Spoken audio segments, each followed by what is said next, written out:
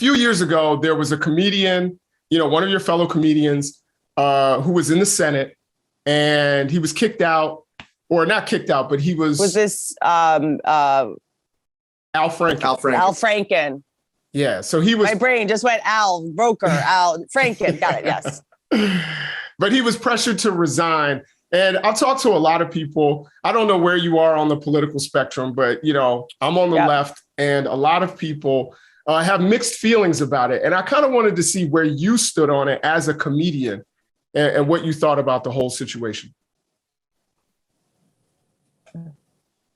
With that, I tend to not weigh in on, political stuff because, we're about to have a nuanced conversation on Twitter. And a lot of times there's no way to have nuance if you can't, dimensionalize what you're saying without people want to get so polarizing. Now, I think the Al Franken thing was funny. I think that the big problem with the left, I have problems with both sides. I feel like there's the alt-right and the alt-left, and the alt-left at this point is almost worse.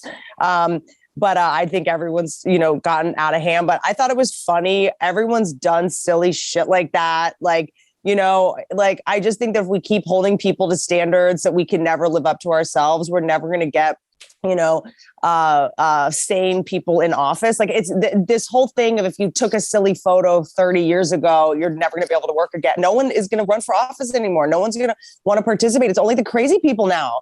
It's only the weirdos. It's like Marianne Williamson is running for office because she's the only person that doesn't have a blackface Halloween costume from 20 years ago. We have to let some of this shit slide because, comedians being silly, I don't know. I think that we all have so many, so much guilt and so much shame for this sketchy stuff we've done in our past that when we have the opportunity to sort of castigate someone else publicly and get high on self-righteous indignation, we're going to take it.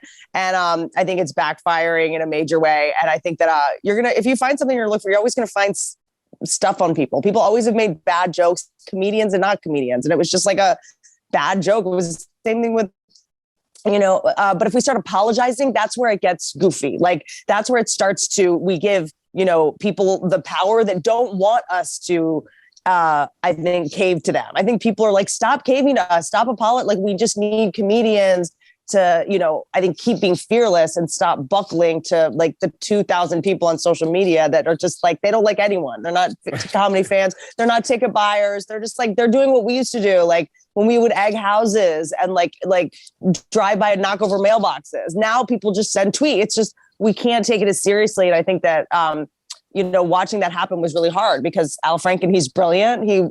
I think he had a really promising political career. I think comedians are kind of uniquely qualified to, do that job. A lot of it, as is just talking to people and charming people and talking to lobbyists and sort of making public appearances. I think performers should be able to do that, especially the smart ones.